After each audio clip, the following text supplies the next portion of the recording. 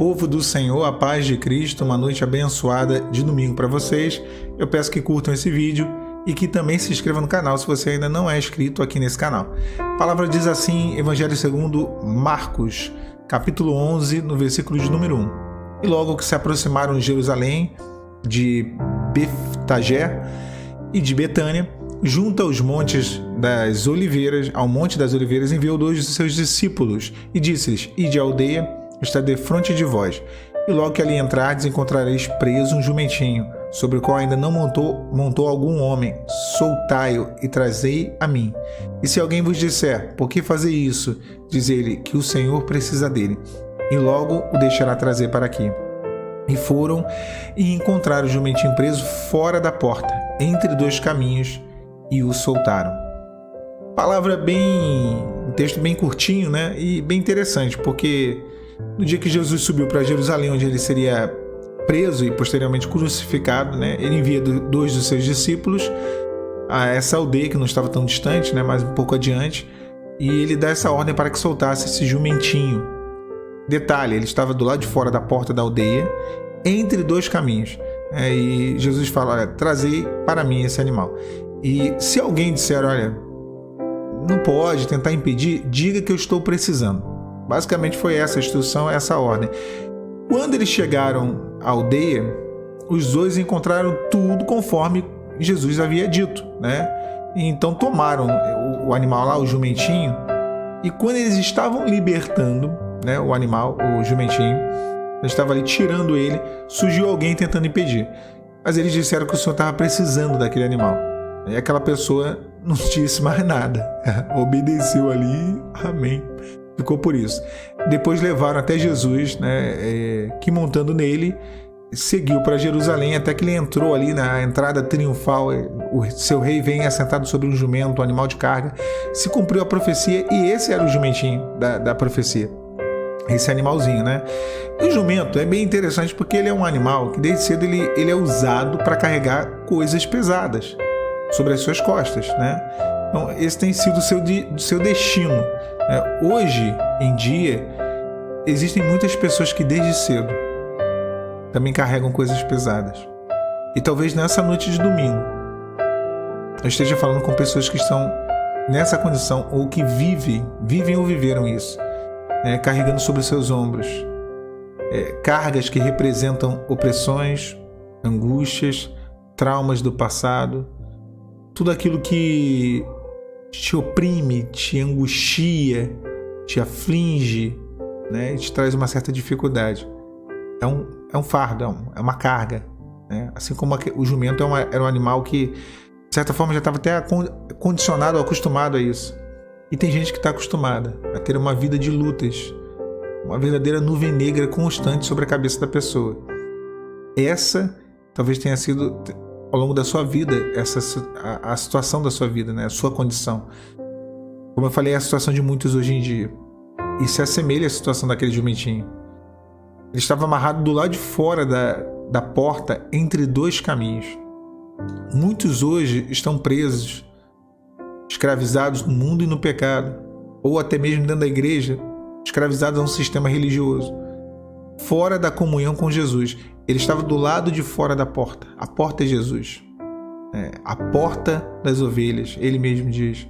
Então, muitos não possuem uma experiência, estão próximas da porta, conhecem Jesus, mas é um nível de conhecimento limitado.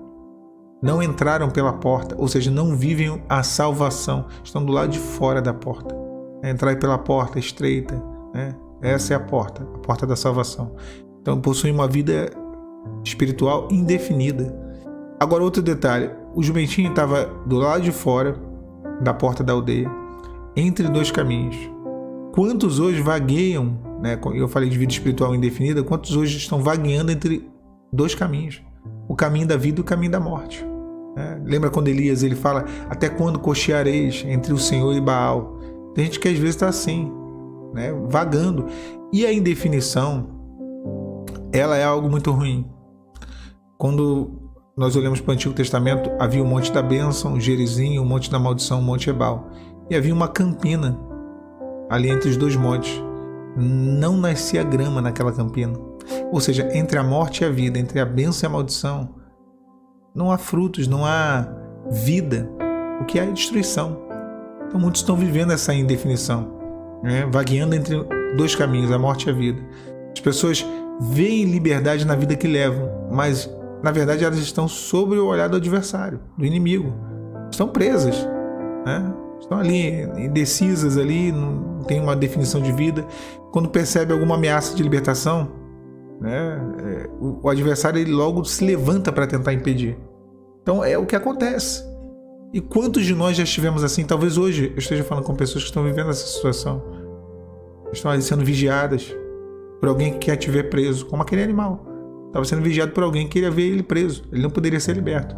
Só que o Senhor, na eternidade, ele elaborou um projeto, né? Como Jesus elaborou um projeto para soltar aquele animal, o jumentinho, Deus elaborou um projeto para libertar as nossas vidas de qualquer coisa que nos amarra, de qualquer coisa que nos prende, de qualquer coisa que nos limita, de qualquer coisa que nos deixa do lado de fora da porta entre dois caminhos, né? Então quando aqueles dois discípulos eles vão, né, ali até aquele animal, e dois falam de comunhão para realizar aquela tarefa, eles libertam aquele animal, né?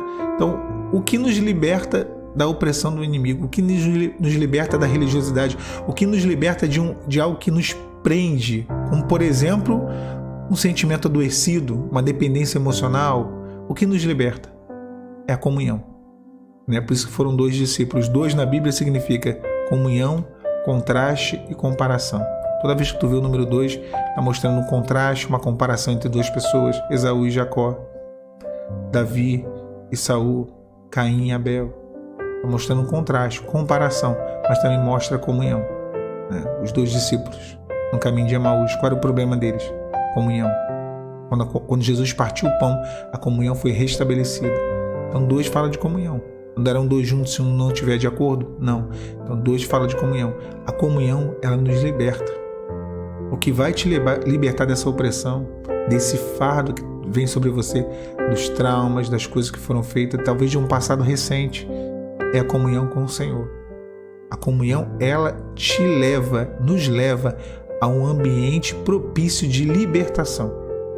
Então, por isso que foram dois discípulos. Nada na Bíblia está à toa. Então, eles foram até lá, houve uma tentativa, né, de impedir a libertação, mas a gente precisa lembrar do que Jesus falou quando ele enviou os discípulos, né? Digam que o Senhor precisa dele. É a ordem, né? Jesus, ele quer o homem ao seu lado. Esse era o querer. Na verdade, diga que eu quero, né? Então, agindo eu, quem me impedirá? Quando vem uma ordem do Senhor para libertar, para soltar, para tirar dos dois caminhos, né? Ali da indecisão, para tirar da posição fora da porta e trazer para dentro da porta, para dentro do lugar, da presença, para libertar o homem, ninguém vai impedir. Quando vem essa ordem, ninguém impede. Então aquela pessoa que estava ali vigiando o animal para impedir com que ele fosse solto, como o inimigo às vezes está ali vigiando, para impedir uma libertação, aquela pessoa não pode fazer nada. Eu não sei o que está prendendo. Talvez alguém na sua família, talvez alguém que você tenha orado, talvez alguém que você ame. Eu não sei quem está te prendendo, talvez você mesmo, ou o que está te prendendo. O que eu te digo é que há nessa noite de domingo uma ordem do Senhor para que seja liberto, para que você seja liberta, você seja liberto, para que essa pessoa seja liberta. Há uma ordem de libertação, há uma ordem de que uma vida seja mudada, de que talvez a sua vida, de você que está ouvindo aí essa noite, essa mensagem, ou talvez em outro dia, para que você seja solto dessa limitação, desse estado de coisas que você tem vivido. O Senhor, Ele quer você perto. O Senhor quer que alguém que está preso esteja perto dele. E conforme aquilo que o Senhor desejou, foi o que aconteceu. E não será diferente. Porque, como eu falei, quando Deus age, ninguém pode impedir. Deus te abençoe, meu irmão, minha irmã, nessa noite de domingo. A paz do Senhor Jesus.